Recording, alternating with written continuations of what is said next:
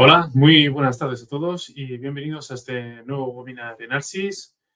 Hoy, día de lunes, vamos a estar hablando cómo desplegar una infraestructura como código y para ello contamos con Eduard Tomás, que viene de la empresa Insight Creativos y que es consultor de sistemas y cloud. Seguramente que muchos de vosotros ya lo conoceréis porque colabora con nosotros en diferentes webinars, siempre hablando de programación, concreto en Data Center Designer, y además colabora con nosotros en los cursos de TEX Academy. Así que si alguno de vosotros en algún momento habéis hecho alguno de estos cursos, pues seguro que os suena Eduard. Antes de empezar, os voy a recordar brevemente las normas del webinar.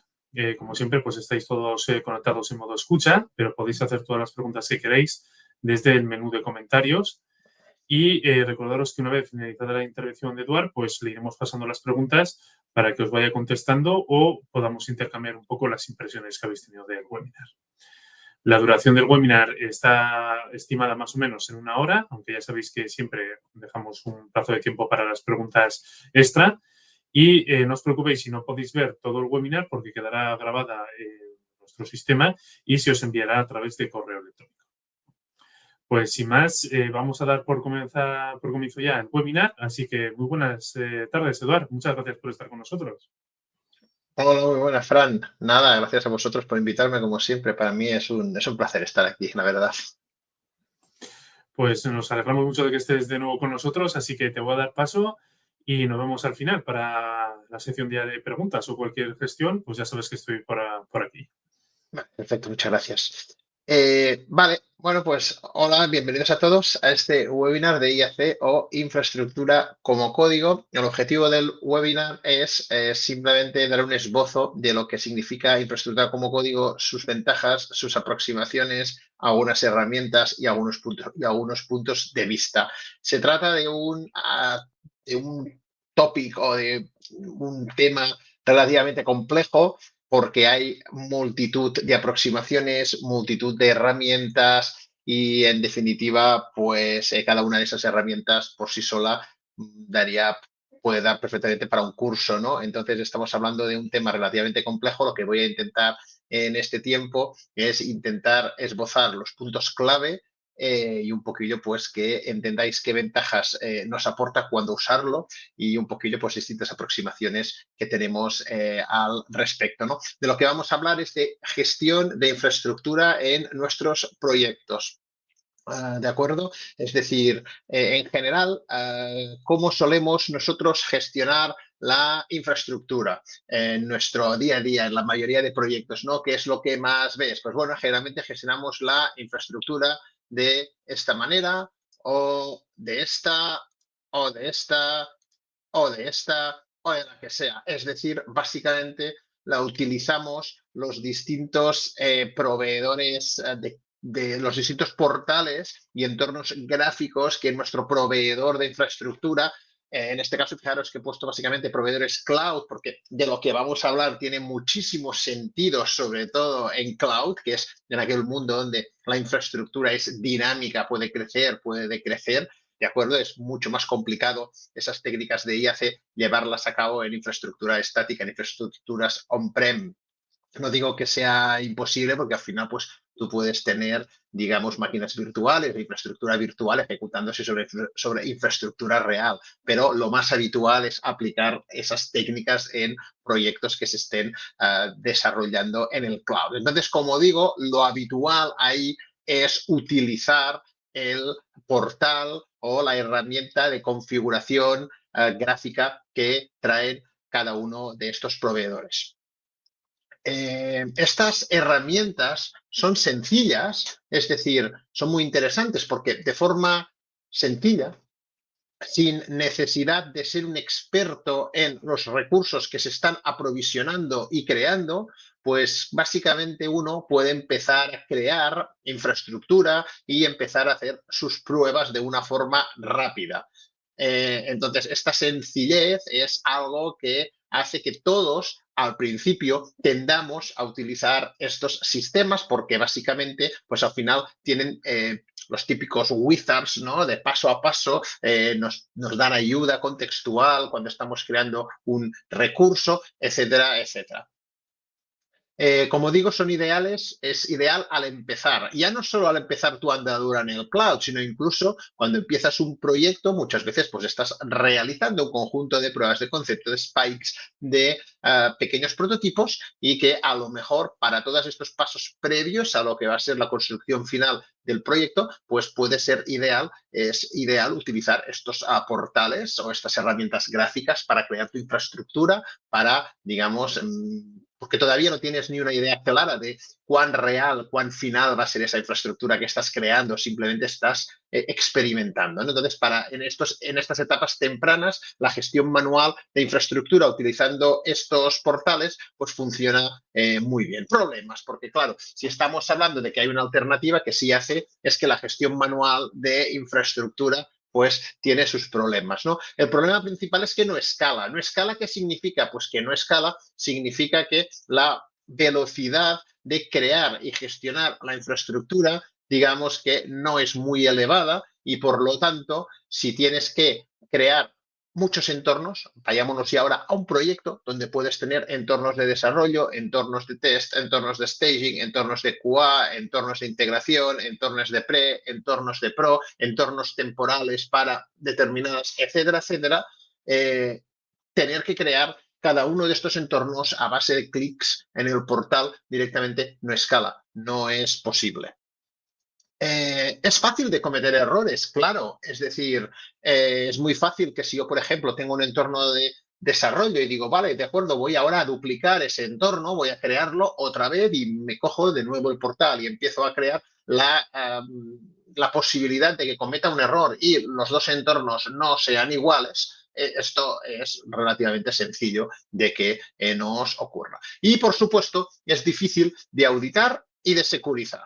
De auditar porque a pesar de que muchos de estas herramientas nos traen, muchos de estos portales nos traen herramientas de auditoría para ver quién ha hecho qué, no todo queda auditado y además es complicado de securizar. ¿De securizar en qué sentido? Pues bueno, si los desarrolladores deben crear infraestructura utilizando el portal, deben tener permisos suficientes para crear esta infraestructura, para acceder al portal, para borrar recursos, modificar recursos, añadir recursos. ¿De acuerdo? Entonces, esto, sobre todo en proyectos grandes, equipos grandes, empresas grandes, es algo que, digamos, tiene que tenerse en cuenta. Entonces, estos problemas son los que hace que, sobre todo, en aquellos proyectos, cuando los proyectos alcanzan un tamaño crítico y empiezan a crecer, es cuando realmente la gestión manual de infraestructura colapsa y es muy fácil que entonces empiecen a aparecer estos errores. Y se ha cometido un error, como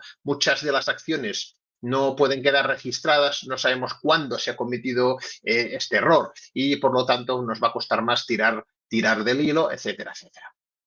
Bien, la solución para ello es utilizar la aproximación de IAC, infraestructura como código, ¿vale? Del inglés, Infrastructure as Code. ¿Y de qué va IAC? ¿O qué consiste IAC? ¿O qué es IAC? Pues bueno, consiste en gestionar y aprovisionar la infraestructura, pero utilizando código y tareas automáticas y automatizadas en lugar de hacerlo de forma manual. Entonces, cualquier mecanismo que gestione y aprovisione nuestra infraestructura y que este gestionado y este aprovisionamiento, esta configuración sea utilizando código, cualquier tipo de código y tareas automatizadas o automáticas, es decir, nadie dándole clics a una serie de botones, esto, digamos que entra dentro del concepto de IAC. Por lo tanto, es un concepto bastante amplio y que engloba multitud de técnicas y multitud de herramientas, desde aquellos que utilizan las técnicas más básicas como un script de bash o de PowerShell que va llamando a determinadas, utiliza determinadas APIs o determinadas herramientas, hasta el uso de herramientas más específicas como podrían ser Terraform, Argo CD, etcétera, etcétera. Todo esto se engloba dentro de este gran paraguas que vendría a ser IAC, porque en cualquier caso estamos gestionando y aprovisionando nuestra infraestructura utilizando código. Esta es la clave. Vale, ¿qué ventajas nos da? Bueno, ya vais a ver que al principio, es decir, básicamente IAC nace porque la gestión manual de infraestructura tiene unos inconvenientes que hacen que colapsen proyectos a partir de un cierto tamaño. Las ventajas de IAC son intentar dar solución a estos problemas que teníamos en la gestión manual de infraestructura. Las ventajas que tendremos son estas cuatro: consistencia, escalabilidad, versionado y disaster recovery o recuperación ante desastres. Vamos a verlas brevemente cada una de ellas. Empezaremos por la consistencia. Lo más importante, tenemos código y tareas automáticas que aprovisionan y gestionan nuestra infraestructura. Eso significa que la infraestructura es reproducible y consistente entre entornos, porque con el mismo código, los mismos scripts, los mismos ficheros de configuración, da igual, el mismo código, yo voy a generar distintos entornos, por lo tanto, todos estos entornos van a ser idénticos entre ellos, van a ser consistentes, no voy a cometer un error, no me habré dejado un load balancer en un entorno porque no me he dado cuenta, o una configuración de un firewall va a ser distinta, etcétera, etcétera. ¿Vale? Todo es igual entre entornos porque partimos del mismo código.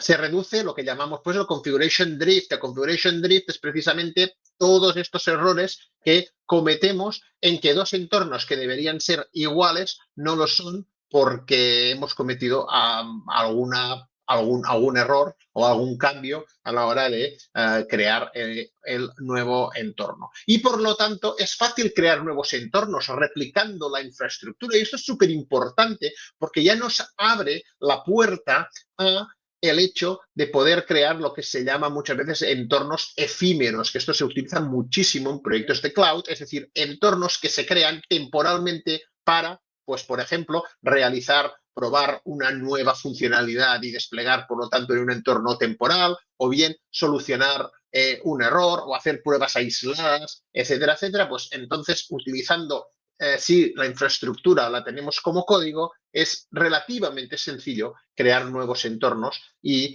de esta manera empezar a tener entornos efímeros.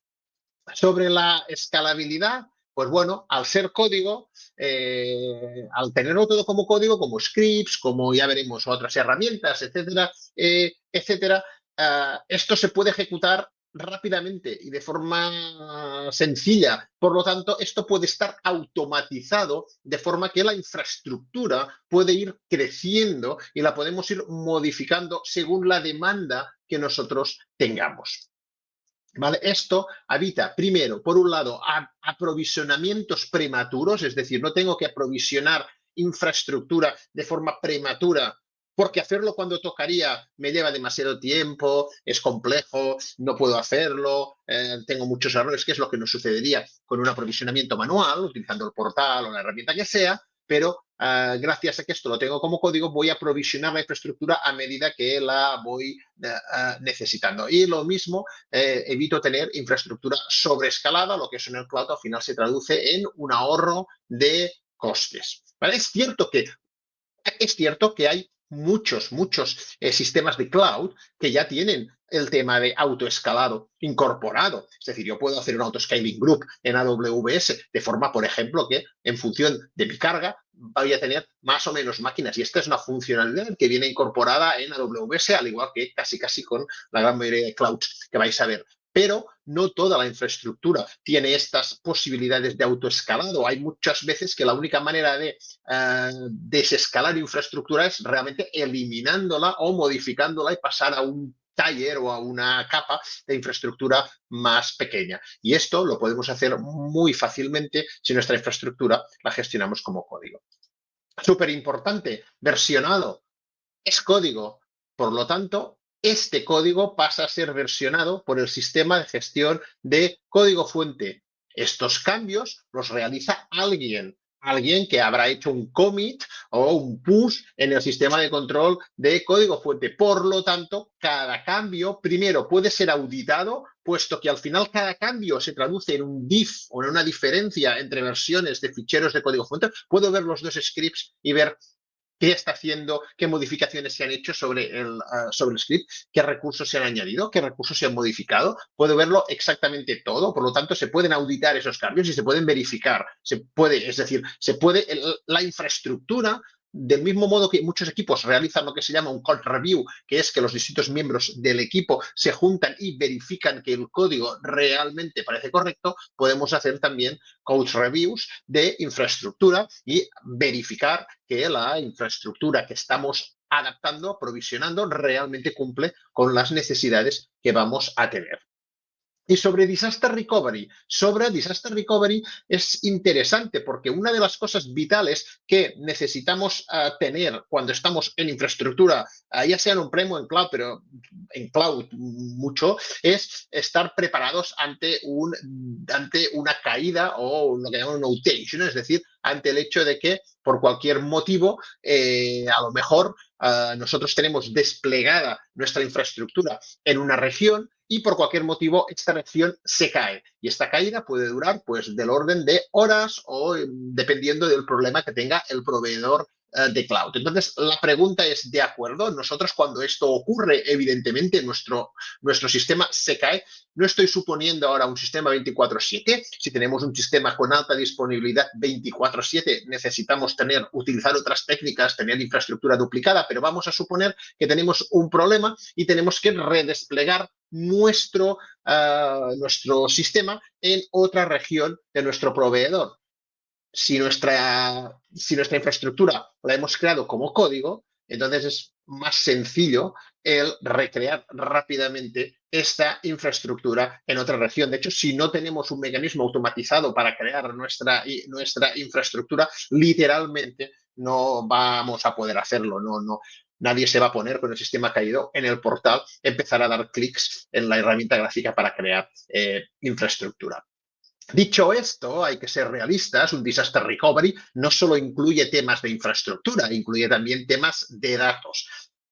Cuando estás caído, cuando tu aplicación está caída y por lo tanto tú te estás recuperando de esta caída y quieres montar una infraestructura en otra zona para empezar a funcionar pues en pocas horas o en pocos minutos si fuese posible, usualmente no es práctico restaurar a partir de un backup los datos que tengas, porque este backup pues puede tardar horas en restaurarse de una región a otra. Lo ideal es combinar IAC con técnicas tradicionales de disaster recovery y, por ejemplo, tener dos bases de datos sincronizadas entre ellas en regiones distintas, la que se utilice y otra de respaldo, pero sincronizadas de forma que cuando desplegamos la nueva infraestructura en la nueva región nos conectamos a la otra base de datos, la que teníamos ya como respaldo, y de este modo, en pocos minutos, realmente podemos, dependiendo de nuestras circunstancias, por supuesto, pero en poco tiempo podemos estar de nuevo ejecutándonos, ¿vale?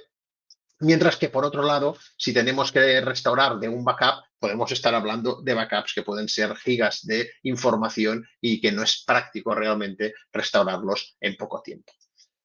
Bien, vamos ahora a hablar de dos sabores o dos modelos, los dos modelos más importantes, los dos modelos de IAC, lo que llamamos la IAC imperativa y la IAC declarativa. Son dos aproximaciones distintas a la misma problemática. Vamos a empezar por la imperativa, que básicamente es lo que más se le viene a la mente a uno cuando empieza a pensar en voy a utilizar código para generar mi infraestructura, que básicamente es voy a crear scripts que detallen qué es lo que se tiene que hacer para crear esa infraestructura. Ejemplo, pues voy a crear un servidor, luego añadiré un disco a este servidor, luego añadiré una red virtual, luego conectaré el servidor a la red y esto podría ir avanzando, ¿no? Y luego voy a crear un firewall y voy a conectar el firewall a la red y voy a crear estas reglas, etcétera, etcétera, etcétera. Y nuestro script es un script pues secuencial, como un script normal y corriente, ¿no? De ahí el nombre de imperativo, ¿no? Porque realmente vamos dando órdenes y vamos diciendo exactamente qué es lo que se tiene que hacer, ¿vale?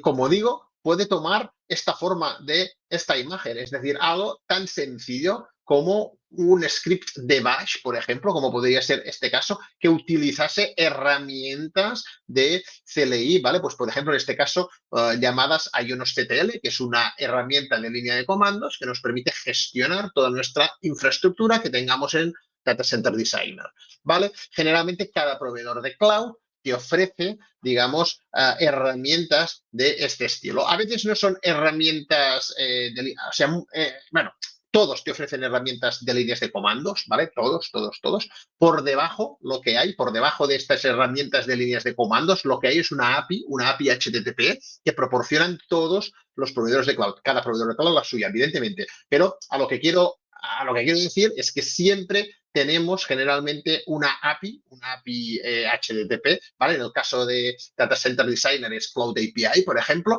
y en esta API podemos realizar cualquier tarea sobre los recursos del proveedor de cloud, crearlos, listarlos, modificarlos, borrarlos, etcétera, etcétera, etcétera. Y estas herramientas, como IONOSCTL, que pongo aquí en el ejemplo, estas herramientas son poco más que pequeños clientes de esta API para facilitarnos la vida, pero uno podría utilizar cualquier cliente, Postman o el que sea, y hacer llamadas contra estas APIs y realizar sus propios scripts para empezar a crear, digamos, a gestionar la infraestructura como código.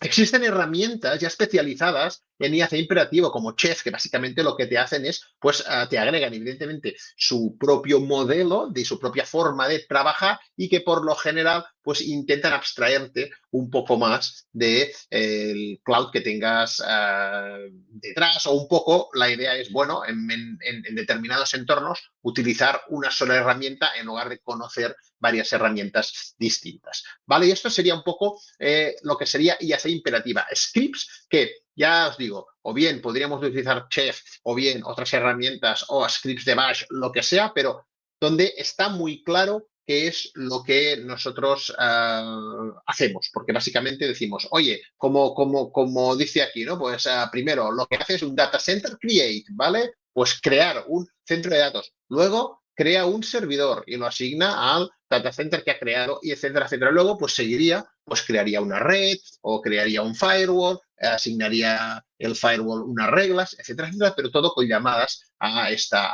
API o a estas herramientas. Y eso tiene unas ventajas, ¿vale? La más importante, tienes control total sobre qué se hace y cómo, porque tú diseñas este script, por lo tanto, tú vas a poner allí lo que necesites hacer, exactamente cómo lo quieres hacer y sin ningún tipo de limitación. Hay flexibilidad total.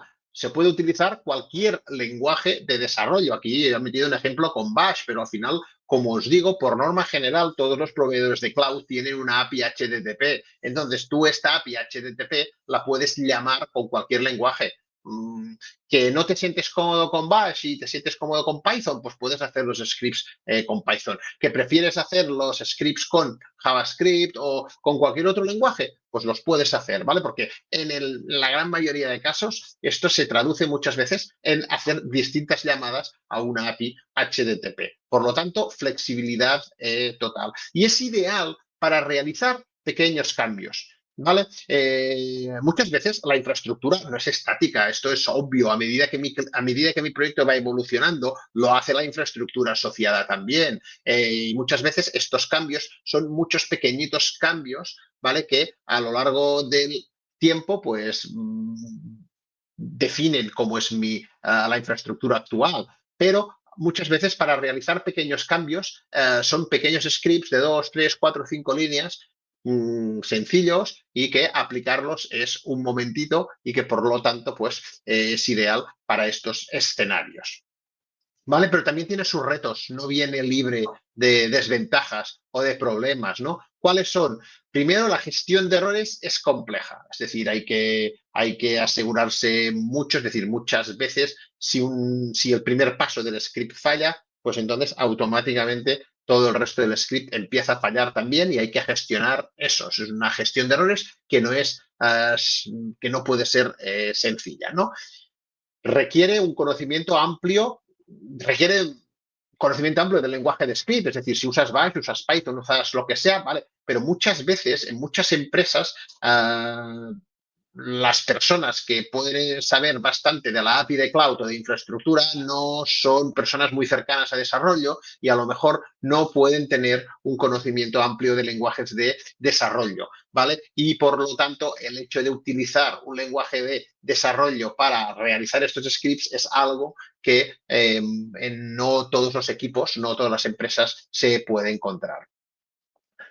A medida que la infra evoluciona, los scripts se pueden mover más y más complejos. Hay una complejidad inherente a estos scripts a medida que la infraestructura se va moviendo compleja. Podemos empezar con un data center, un servidor y conectado directamente a Internet. Pero a medida que vayamos evolucionando nuestra infraestructura, podemos terminar con 5 o 6 servidores desplegados en distintas redes virtuales, conectadas entre ellos a través de balanceadores de carga, conectados a Internet a través de un balanceador de aplicaciones y con reglas de firewall aplicadas, con bases de datos manejadas, sistemas de almacenamiento externos y un montón de servicios que vamos creando y que cada vez hay que ir gestionando con estos scripts. Y estos scripts cada vez se vuelven más y más y más complejos, sino que al principio eran un script o dos scripts de pocas líneas, se termina transformando en una amalgama de scripts que muchas veces es complicado de leer y entender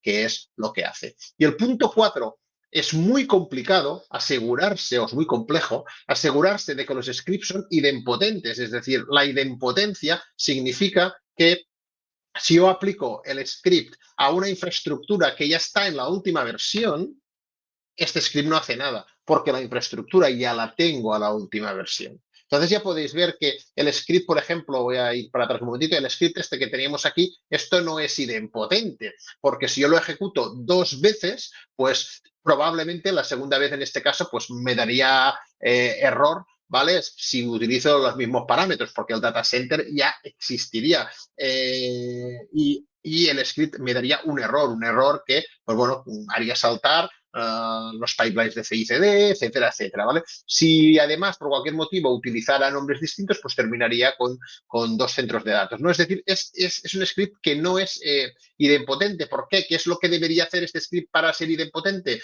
Pues antes de crear el data center directamente, verificar si este data center existe ya, ¿vale? Antes de crear el servidor, verificar si existe este servidor, etcétera, etcétera, ¿vale? Es decir, al final lo que queremos con la idempotencia es tener la tranquilidad de que si yo ejecuto el script para actualizar la infraestructura y ya estoy en la última versión, pues no pasa nada, el script se da cuenta, no hace nada y yo tiro. Porque si el script no es idempotente, yo necesito saber cuándo ejecutarlo, lo que añade una dificultad adicional y pues añade de cuando se modifique el script hay que lanzar este pipeline que despliega la infraestructura antes del pipeline de código. Y en el resto de casos solo hay que lanzar el pipeline de código. Entonces tenemos ahí una complejidad, ¿vale? Y es debido a que los scripts no son idempotentes. Bien, esta es la aproximación más a lo que se nos viene a todos la cabeza, ¿no? Hacer scripts y empezar a llamar a herramientas y crear, borrar, eliminar, cambiar recursos. Pero existe otra visión que consiste la IAC declarativa, en la cual no definimos la secuencia de acciones, sino que definimos lo que queremos, ¿vale? Decimos cuál es el estado de la infraestructura que deseamos y delegamos en una herramienta, la herramienta de IAC, que se encargue de hacer lo que sea necesario en la infraestructura actual para llegar al estado que nosotros deseamos. Así, en lugar de decir, creo un servidor, lo añado a no sé qué, lo añado a no sé cuántos, declaro, pues que, por ejemplo, quiero un servidor que tenga 16 gigas y un disco de 256 gigas, que todo esto esté conectado a una red virtual, que tenga salida a Internet y que esté protegido por un WAF. Y esto es lo que yo quiero. Y este es el input que yo le pasaría a la herramienta de IAC. Y voy a dejar que sea la herramienta de IAC quien haga los cambios necesarios para partiendo de la infraestructura actual, llegar a esa infraestructura de ahí que yo le he pedido. Por ejemplo, si el servidor, en lugar de 16 GB de RAM, lo creamos, solo tiene 8, pues igual tiene que ampliar la RAM, tiene que cambiar la máquina de Tiger o ampliarle la RAM. Eso ya depende de cada proveedor de cloud, ¿no? Pero tiene que modificar el servidor. Si no existía un WAF, pues igual va a crearlo. Pero el tema está en que yo no digo, yo no tengo por qué saber qué es lo que había antes, sino que simplemente declaro qué es lo que quiero y delego en esa herramienta que se encargue él de gestionar los cambios para que la infraestructura actual termine siendo la que yo le describo, ¿vale? Entonces, esto que vemos aquí, ¿vale? Es un trozo de Terraform en este caso, ¿vale? Es decir, es un ejemplo de Terraform en el cual básicamente estamos definiendo, declarando un servidor, ¿vale? Básicamente, pues ya lo veremos luego cuando veamos el ejemplo muy rápidamente, pero declaramos recursos, en este caso estamos declarando un recurso de tipo Ionos Cloud Server, ¿vale? Que básicamente es un servidor virtual y luego le especificamos todas las propiedades que nosotros queremos que tenga. Su almacenamiento, ¿vale? Su tarjeta de red y, pues, por ejemplo, si queremos que la tarjeta, que el servidor tenga su propio firewall activado. Y esta sería nuestro fichero de infraestructura. Si nuestro servidor existe ya, la herramienta lo va a detectar y no va a hacer nada. Si nuestro servidor no existe, pues la herramienta lo va a detectar y lo va a crear y así sucesivamente, ¿vale? Entonces, en lugar de tener scripts en plan con acciones concretas, crear esto, asignar esto, borrar esto, modificar esto, con la IAC declarativa lo que hacemos es enumerar todos aquellos recursos que queremos con sus propiedades y delegamos en la herramienta, pues ya os digo, un Terraform, un Pulumi u otras herramientas que existen, delegamos que sean estas herramientas las que se encarguen de gestionarlo, de hacer las modificaciones en la infraestructura real. Y eso tiene sus ventajas. Primero, que la idempotencia es muy sencilla de obtener, viene de serie. Viene de serie. Si yo aplico 2 veces el mismo fichero en Terraform, por ejemplo, la segunda vez no va a pasar nada, porque Terraform va a detectar que la infraestructura actual ya cumple el estado deseado y por lo tanto no va a hacer nada. Es más sencilla que la imperativa.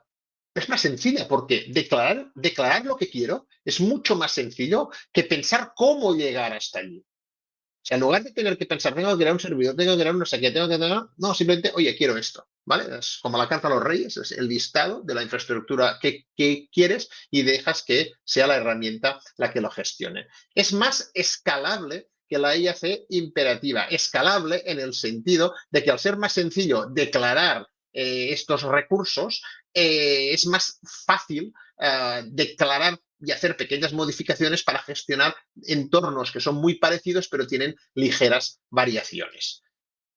Pero también viene con sus propios retos, claro, ¿vale? Primero, cómo gestionar lo que yo llamo los estados irrealizables, estados a los que no se puede llegar. Eso hay que saberlo. Es decir, no siempre es posible pasar de un estado A a un estado B. A veces hay cosas que simplemente el proveedor de cloud no puede hacer o que puede suponer que por en medio se tenga que eliminar un recurso y recrearlo. Voy a poner un ejemplo. Podemos tener un servidor que nosotros digamos que tiene 16 gigas y por cualquier motivo queremos que ahora sea de 32. Bien, nos podemos encontrar con un proveedor de cloud en el cual una vez hemos creado un servidor no vamos a poder modificar la cantidad de memoria que tiene. Es algo que el servidor de cloud no nos deja hacer. Esto en la imperativa lo solucionaríamos, pues simplemente nosotros decidiríamos cómo lo solucionamos. Creamos un nuevo servidor, traspasamos cosas y luego borramos el antiguo, directamente borramos el antiguo y hacemos no sé qué, nosotros decidimos cómo, ¿vale? En la IAC declarativa, en estos casos nos podemos encontrar con problemas porque la herramienta puede intentar hacerlo a su manera, el proveedor de cloud puede no darle permisos y esto te va a generar un error, porque tienes un estado irrealizable, ¿no? Es decir, estás en un estado al cual no puedes llegar dado el estado en el que tienes la infraestructura actual. Entonces, esto hay que gestionarlo. Luego, como digo, la cesión del control, es decir, en la IAC imperativa, con los scripts, nosotros decíamos exactamente lo que queríamos, no y cómo. Aquí no, aquí definimos un estado y ya perdemos un poco el control, que es lo que ocurre entre bambalinas. Y para cambios pequeños a veces puede ser más complejo de lo necesario, ¿vale? Especialmente si no hemos partido de IAC declarativa. Vale, trazabilidad sería responder a estas dos preguntas. ¿Cómo podemos saber cómo era la infra en un momento determinado? ¿Vale? O bien recrear un entorno para probar un error, una versión de hace X tiempo. Oye, ¿cómo era mi infra hace medio año? ¿Podría yo ahora coger el código de hace medio año y probarlo en la infraestructura de hace medio año? ¿Cuán fácil es hacer esto? Cuanto más fácil sea hacer esto, digamos que más trazabilidad tenemos sobre nuestra infraestructura. La IAC declarativa, por definición, es más trazable que la imperativa. ¿Por qué? Porque si yo quiero saber cómo era mi infraestructura hace medio año, lo único que tengo que hacer es irme al sistema de control de código fuente, buscar cómo era el código hace medio año y allí encontraré la definición de la IAC declarativa de hace medio año y así era mi infraestructura entonces. Con los scripts, depende. Es decir, depende de cómo hayan evolucionado tus scripts. ¿Has creado un solo script y lo vas modificando y vas añadiendo allí, etcétera, etcétera? ¿O simplemente tienes un script inicial que te creaba la infraestructura inicial y luego tienes scripts pequeñitos que te van, ahora créame esto, ahora bórrame esto, ahora actualízame esto, y de forma que tienes, digamos, como un script inicial y pequeños scripts que te van haciendo todas las modificaciones, porque si estás en este segundo paso, pues vas a tener que ver todos estos scripts y un poquillo irlos aplicando, ¿no? Para ver cómo era tu infraestructura. Entonces, la IAC declarativa nos da esa trazabilidad de forma mucho más sencilla. Vamos a ver un ejemplo súper rápido, Terraform, ¿vale? Para que veáis un poquillo todo esto que estamos hablando, lo vayamos a aterrizar. Vale, tengo aquí un pequeño script, es un Hello World de Terraform, ¿vale? Es decir, no tengo mucha cosa más, ¿vale? Pero bueno, básicamente, bueno, empezaríamos por aquí, ¿vale?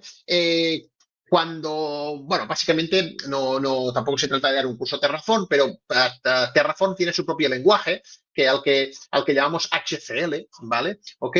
Que básicamente es el lenguaje con el cual describimos estos recursos que queremos implementar. Y lo primero que tenemos que hacer es configurar el propio Terraform y, en este caso, decirle cuáles son los proveedores que vamos a utilizar. ¿Qué es un proveedor? Un proveedor es algo que puede crear recursos. En este caso, yo voy a utilizar el proveedor de Yonos Cloud, que me permite crear recursos en DCD, ¿vale? O me permite gestionar, perdón, recursos en DCD, pero hay otros proveedores, los hay para AWS, los hay para Azure, los hay para Google Cloud, los hay para otros clouds, ¿vale? Para Alibaba, etcétera, etcétera. ¿Ok? De forma que en función del cloud en el que trabajes, pues vas a utilizar un proveedor u otro. Y eso es configuración del propio proveedor. ¿Vale? Pues en este caso estoy utilizando autenticación por usuario y contraseña y le tengo que indicar dónde están el usuario y la contraseña, que están en variables, ¿de acuerdo? Las variables en Terraform son, como su nombre indica, variables que se le puede introducir a Terraform con parámetros, con ficheros de entorno, como variables de entorno, etcétera, etcétera. ¿Vale? Luego, aquí veríamos cómo sería la definición de un centro de datos. Pues simplemente declaro que quiero un proveedor Yonos Cloud Data Center. Este es el nombre que tendrá dentro de mi script de Terraform.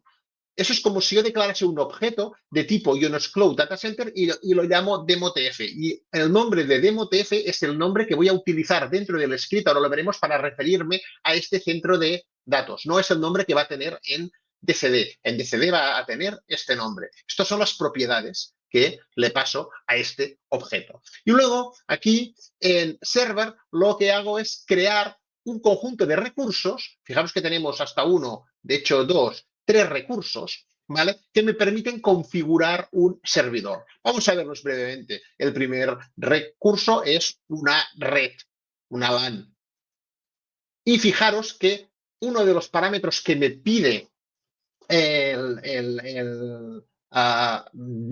Yonos Cloud, digamos, es decir, DCD, es a qué centro de datos va a ir esta red. Pues directamente le paso el ID del centro de datos de MOTF que hemos creado o que hemos definido aquí, ¿vale? La propiedad ID yo no la pongo, es lo que llamamos una propiedad de salida. Los recursos tienen propiedades de entrada que establezco yo y propiedades de salida que establece el Terraform, en este caso, el proveedor de cloud, como sería su ID. Pues bueno, aquí en este caso defino la red. Luego aquí defino el servidor. Pues aquí veis todas las propiedades que tiene este servidor. Fijaros que, por ejemplo, el servidor necesita una contraseña y en la contraseña utilizo aquí un random password. ¿Qué es random password? Es este recurso de aquí, es decir, es el propio Terraform quien va a definir un recurso, ¿vale? Que es básicamente una contraseña. Es decir, también la propia contraseña la va a crear él y la va a establecer como contraseña de mi servidor. Y esto sería un script súper sencillito, ¿vale? Tengo aquí DCD por algún sitio aquí, ¿vale? Y podemos ver que no tengo nada, ¿vale? Vamos, es decir, podemos refrescar aquí y no tengo nada en él. Y ahora estoy en la carpetilla donde tengo estos scripts y empezamos ejecutando un Terraform Init. Terraform Init es un comando one time, es decir, tengo que ejecutarlo una vez para que Terraform instale los aprovisionadores. De hecho, ahora, si miro los ficheros que tengo, aquí tengo este directorio que ha aparecido y este ficherito, esto lo gestiona Terraform y significa que está, digamos, ya todo preparado, ¿vale? Ahora el siguiente punto sería que yo le puedo preguntar, ¿vale?, a Terraform que me diga qué es lo que haría teniendo en cuenta la infraestructura actual. ¿Vale? Le digo, oye, ¿qué es lo que harías para llevar la infraestructura actual, que como podéis ver es un TCD vacío, a la infraestructura actual? Y me dice, pues mira, voy a crear todo esto. ¿Vale? Lo que está aquí con un símbolo más en verde significa que lo creará. Pues creará un data center, creará una red, creará un servidor y creará una contraseña. Y le digo, vale, pues adelante, hazlo, ¿vale? Él, de nuevo, me lo imprime todo, yo le digo, sí, esto lo veo bien, para adelante, y Terraform empieza a interaccionar con el proveedor de cloud, de forma que está ya creando cosillas. Lo vamos a dejar aquí, seguimos avanzando y ya esperemos que no dé ningún error y lo podamos ver. Vale, vamos a hablar ahora de gestión de la configuración. Aprovisionar infraestructura es solo la mitad de la historia. Está muy bien que pueda crear máquinas y está muy bien que pueda crear redes y recursos, pero tengo que configurarlos, tengo que configurar esta infraestructura, ¿vale? Pues, por ejemplo, asegurarme de que los servidores ejecutan todos el mismo software con la misma configuración. Y no solo quiero crear la infraestructura, sino si yo quiero crear infraestructura para ejecutar un servidor web y ese servidor será Nginx, pues quiero instalar Nginx en esta infraestructura nueva, ¿no? Entonces, para ello, solemos utilizar un conjunto de herramientas que llamamos gestión de la configuración, ¿vale? Por ejemplo, aquí tendríamos un ejemplo, ¿vale?, de un script de Ansible, ¿vale?, de un playbook. Entonces, Ansible es una herramienta de IAC, pero que también es capaz de realizar gestión de la configuración y donde aquí básicamente pues le podemos indicar las tareas que tiene que realizar Ansible sobre un servidor que hemos aprovisionado antes para, por ejemplo, configurar Nginx y asegurarse de que Nginx está funcionando. Entonces, es decir, no basta solo con tener como código y automatizar la creación de infraestructura, sino también la gestión de la configuración. Vale, infraestructura como código y DevOps, ¿vale? Bueno, primero tenemos claro que un poquillo qué es lo que prosigue DevOps, ¿no? Que básicamente la idea de DevOps es unificar desarrollo y operaciones de forma que los equipos estén empoderados para desarrollar, mantener y desplegar sus proyectos. Desplegar implica no solo desplegar su código, sino también aquellas partes de infraestructura propia. Por supuesto, habrá una infraestructura común a la que pertenece digamos, a un equipo de plataforma, ¿vale? Pero el resto de equipos de aplicaciones o de servicios van a desplegar no solo su código, sino también aquellas partes de infraestructura propia, ¿vale? ¿Ok? Entonces, IAC es necesario, ¿vale?, para poder hacer esto de forma sencilla. Y además, dentro de un contexto más DevOps avanzado, nos permite crear lo que comentaba, estos entornos on demand para pruebas y prototipos. Y a diferencia del portal, que requiere que el desarrollador tenga una cuenta con permisos para crear, al tener todo eso integrado en pipelines de despliegue, nos permite que los desarrolladores no tengan permisos para crear recursos, sino que estos permisos los va a tener solo el sistema de integración continua. Solo pues el Jenkins o el sistema que estemos utilizando va a tener estos permisos para ejecutar estos scripts o ese Terraform o lo que sea, y por lo tanto los desarrolladores no necesitan tener permisos para acceder y gestionar recursos del cloud, lo que cumple un poquillo con el least privilege, ¿no? De seguridad, mínimos permisos necesarios para todo. ¿Vale?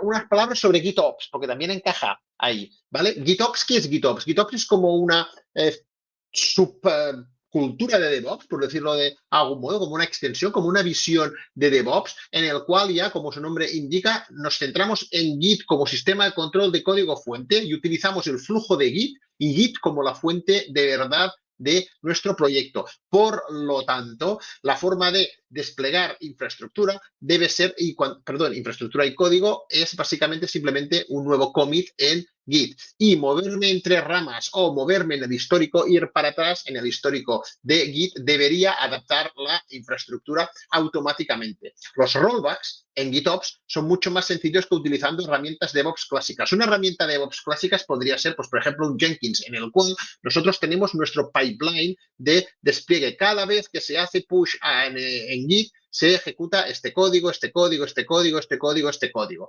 ¿vale? Volver atrás es un poco más complicado porque por norma general muchas veces no tenemos una pipeline de volver atrás, porque es algo extraordinario que no se contempla en GitOps. Las herramientas de GitOps utilizando IAC, que ya podéis ver que se trata básicamente de casi mandatory IAC declarativa, ¿vale? Lo que nos permite es que simplemente si yo recupero una versión anterior de Git, automáticamente mi infraestructura se va a crear o se va a adaptar para la versión anterior de Git. Y esto, GitOps, encaja no solo, pero encaja muy bien, vinieron muy de la mano con Kubernetes, ¿vale? ¿Por qué? Porque Kubernetes es posible, los que lo conozcáis ya lo sabéis, básicamente Kubernetes es un sistema para ejecutar aplicaciones basadas en contenedores en producción. ¿Y qué tiene esto que ver con infraestructura? Os podéis pensar, y con GitOps y por qué ha aparecido aquí, ¿no? La realidad es que Kubernetes puede ser algo más que un sistema de computación. Mucha gente lo ve solo como un sistema de computación. ¿Qué quiero decir? Pues oye, en lugar de 3 servidores virtuales, pues lo voy a poner esto en un nodo en Kubernetes y voy a poner 3 contenedores allí y voy a ejecutar mis APIs y mis servicios, los voy a meter en Kubernetes y Kubernetes me los va a orquestar y me va a dar pues todo lo que me da un orquestador, ¿no? Esta es la visión de Kubernetes como sistema de computación. Kubernetes me sirve para ejecutar mi código, mi aplicación. Pero es posible ver a Kubernetes como una plataforma sobre la cual ejecutar infraestructura.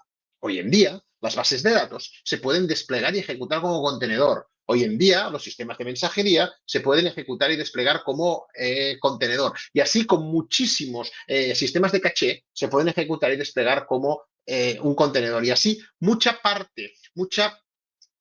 infraestructura que solemos asociar a eso, a infraestructura separada, como pues, una base de datos es una cosa que tengo allí aparte, una caché es un elemento que tengo aparte, un sistema de mensajería es un Kafka o un lo que sea que tengo corriendo por ahí, ¿vale? Todo esto que muchas veces cuando desplegamos en cloud lo solemos desplegar como sistemas managed, ¿vale? Como sistemas tipo PaaS para desplegar esta infra, las podemos ejecutar sobre Kubernetes como contenedores, ¿vale? Y eso es un poquillo lo que nos trae a colación junto con GitOps, porque al desplegar esa infraestructura en Kubernetes, este despliegue es a través de ficheros de definición, esto es de ahí infradefinition de Kubernetes. De forma que básicamente eso vendría a ser un flujo GitOps clásico en el cual tengo mi código ejecutándose en Git, este código se construye, genera una imagen de Docker que se coloca en un registro de imágenes, se actualiza la configuración de la infraestructura y de la aplicación de la infraestructura, entra la herramienta de GitOps y despliega la nueva infraestructura y la nueva aplicación en Kubernetes. Eso encaja muy bien en Kubernetes, no solo con Kubernetes, ¿vale? Pero donde más probablemente lo vais a ver unido es en empresas que utilicen Kubernetes. ¿Vale? Entonces, en este caso, vamos a gestionar la infraestructura utilizando YAMLs de Kubernetes. ¿Por qué? Porque Kubernetes ya tiene un modelo declarativo. Kubernetes desde siempre ha abogado por un modelo declarativo para definir qué es lo que queremos que haya en el clúster. Por lo tanto, esto encaja muy bien con el modelo declarativo de la IAC. ¿Vale? ¿Qué ventaja tiene? Sobre todo que nos unifica y homogeneiza prácticas de DevOps, ¿vale? Es decir, no necesito tener una herramienta para desplegar infraestructura y otra herramienta para desplegar aplicaciones. Con una sola herramienta y una sola forma de trabajar, despliego infraestructura que se va a ejecutar dentro de Kubernetes y mi aplicación que se ejecuta, se despliega dentro de Kubernetes. Y requiere, eso sí, una gran madurez en Kubernetes. En contrapartida, que esto en principio solo sirve para infra que puede desplegarse en Kubernetes. ¿Qué pasa si yo necesito un S3, un bucket de S3? Esto no se despliega en Kubernetes, ¿vale? ¿Ok? Y aquí tendríamos un ejemplo, por ejemplo, de utilizando una de esas herramientas y un fichero YAML de Kubernetes, ¿vale? Los que conozcáis un poco de Kubernetes, pues vais a identificar que eso es un fichero YAML de Kubernetes porque tiene API version, KEIM, metadata y spec, que es lo que define un fichero YAML que se ejecuta, bueno, un fichero YAML de Kubernetes, pero no, en este caso es un fichero YAML que me despliega un Postgres, un servidor de Postgres, de hecho, incluso con réplicas, en este caso con 3 réplicas. Y esto lo que hará será automáticamente desplegar un Postgres, configurarlo y ya tendremos una base de datos ejecutándose en Kubernetes, pero es que estoy viendo Kubernetes como mi infraestructura, ¿vale? Y para finalizar, vamos a aclarar este punto de ahí. Esto que digo, solo sirve para infraestructura que puede desplegarse en Kubernetes, aunque esto no es cierto del todo, ¿no? Y ahí entran productos como, por ejemplo, Crossplane, ¿vale? Crossplane es un producto externo, producto gratuito, open source, ¿vale? Que su objetivo es aprovisionar recursos de cloud utilizando ficheros YAML de Kubernetes. Y esto, volviendo al ejercicio anterior, nos permite gestionar toda la infraestructura utilizando Kubernetes. Incluso aunque no estemos ejecutando esa infraestructura en Kubernetes, puedo desplegar, puedo gestionar, puedo modificar, por ejemplo, un sistema de almacenamiento tipo S3, un bucket de S3, pero todo utilizando ficheros YAML de Kubernetes. Un ejemplo súper sencillito, esto sería, utilizando Crossplane, cómo podríamos crear una red virtual en Azure. ¿Vale? Podéis ver de nuevo que es un YAML de Kubernetes, API version, KEIM, metadata y spec, ¿vale? Siempre que veáis esas 4, digamos, claves en un fichero YAML, podéis asumir que probablemente hay un Kubernetes por ahí metido en algún sitio.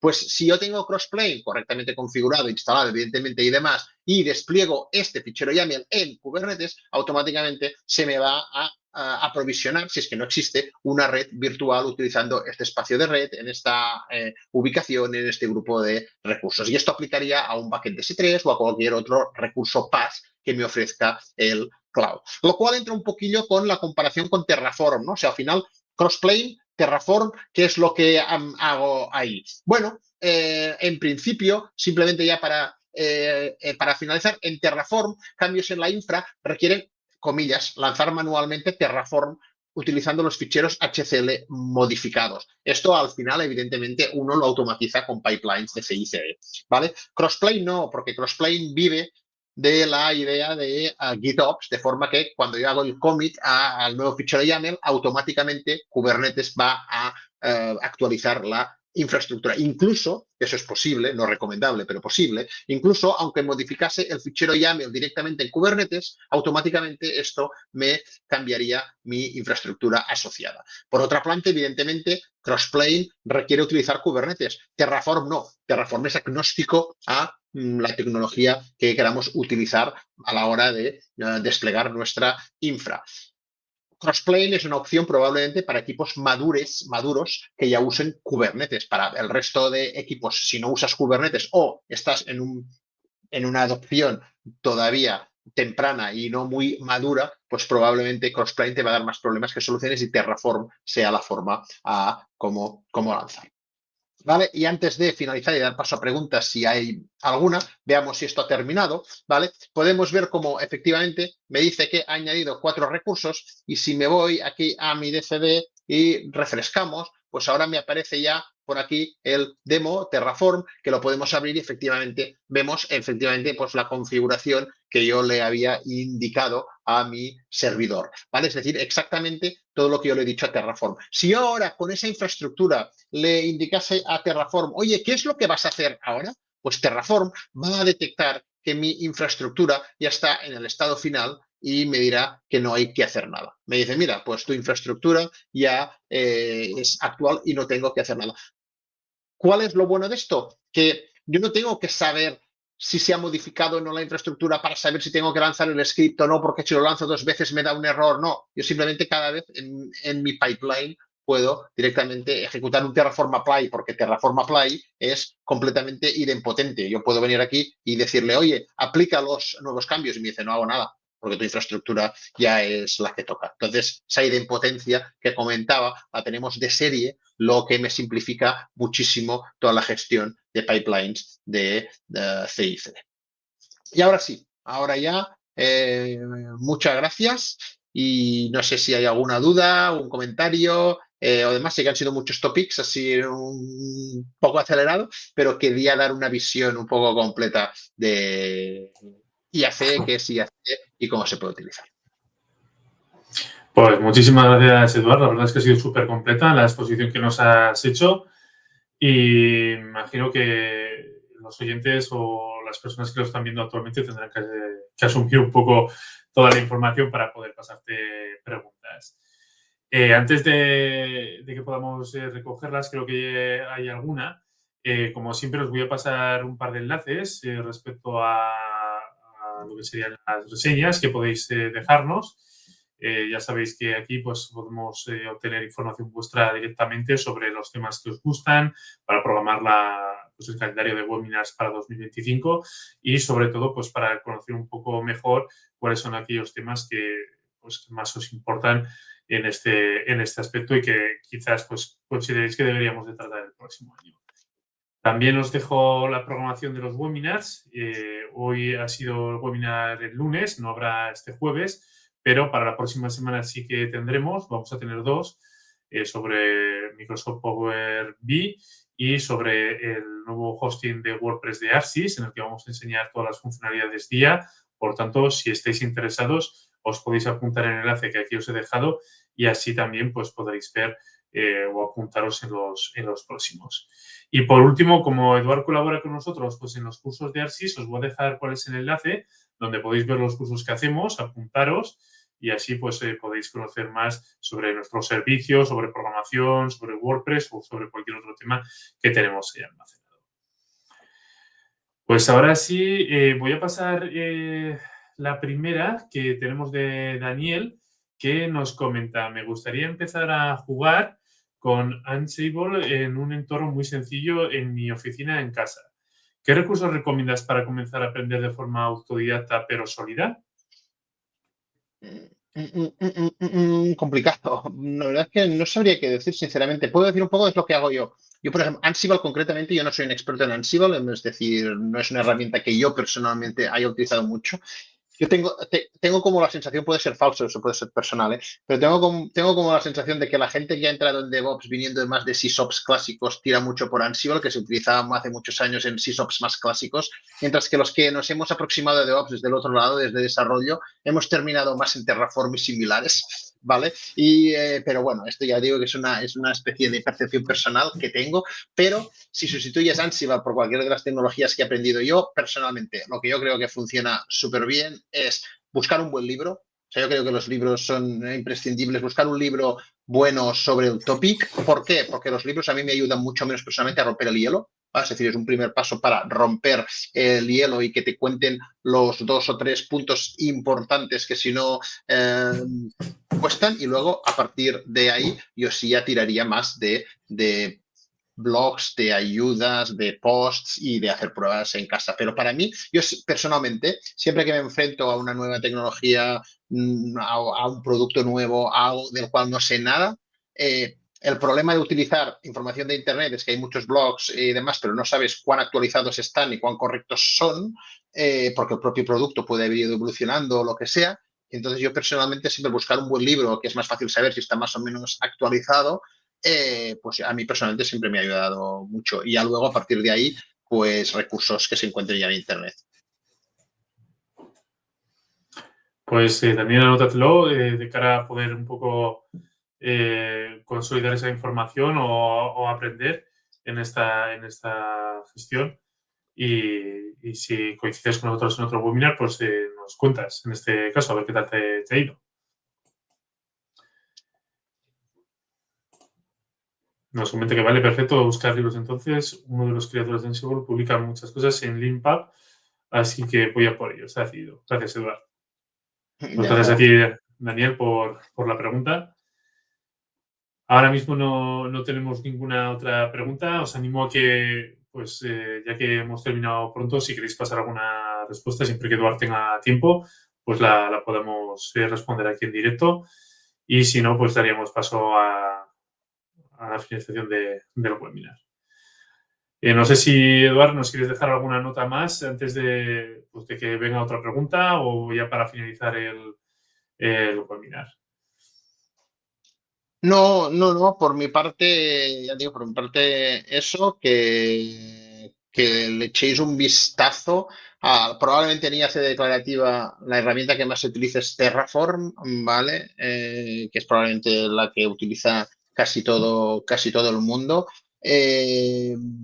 Luego hay una que también se está ganando tracción últimamente, que es Pulumi. Pulumi, la ventaja que tiene es que te permite utilizar, si es declarativo, pero utilizas para declarar los recursos un lenguaje de desarrollo, puede ser JavaScript, C# o similar, de forma que para mucha gente que viene todavía más de un mundo de development, no te obliga a aprender un lenguaje nuevo como es HCL y que además, pues bueno, siempre partes de esta idea, ¿no? Es decir, los lenguajes tipo HCL tienen problemas a la hora de expresar estados que ya tengan muchas dependencias con estados anteriores. Oye, sí, esto tiene esta característica, entonces créame esto. Por ejemplo, muchas veces quieres aprovechar las mismas plantillas para crear entornos que son ligeramente distintos, ¿vale? Y en algún entorno, pues puedes necesitar tener, yo qué sé, servidores en dos zonas o un servidor duplicado o más grande o más pequeño o lo que sea, ¿vale? Entonces, hacer estas condicionales en lenguajes como HCL que no se diseñaron para ello, suele dar lugar a sintaxis un poco farragosas y un poco curiosas. Al Volumi lo soluciona porque te permite utilizar JavaScript o C# o lenguajes o Java y tal. Entonces, claro, un if es tan sencillo como un if, un while, un lo que sea, y te permite definir, digamos, declarar infraestructuras complejas de forma que a lo mejor te puede ser más sencilla, especialmente si tienes un background de development. Pero la idea es la misma con Pulumi que con Terraform, es IAC declarativa, ¿vale? Y en el mundo de GitOps, si os queréis meter en el mundo de GitOps, si ahora estáis si ya estáis utilizando Kubernetes, pero utilizáis un DevOps clásico de CI/CD, pues la herramienta número uno para GitOps en Kubernetes probablemente sea Argo CD ahora mismo. O sea, si tenemos que nombrar algunas herramientas, pues probablemente serían estas. Perfecto, pues nos los vamos a apuntar para todos aquellos que quieran pues un poco investigar, como Daniel nos comentaba antes, o por lo menos trabajar sobre estos servicios y así pues de cara a alguna exposición, pues si nos dejáis algún comentario en un futuro que os interesaría pues avanzar o concretar igual un poco más esta charla, pues así podríamos hacerlo ya pues en 2025. Pues, Eduard, veo que no tenemos más preguntas. Si te parece bien, vamos a dar por finalizado el webinar. Perfecto. Muchísimas gracias a todos los que habéis estado hoy con nosotros y, sobre todo, muchísimas gracias a ti, Eduard, por las explicaciones que nos has dado. Recordar que volveremos la próxima semana. Creo que tenemos webinar miércoles y jueves, si no me equivoco.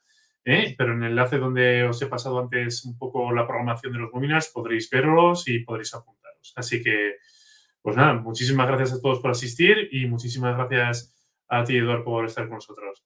Muchas Pasar gracias a una buena vosotros. semana. Un saludo. Hasta luego. Hasta luego. Chao.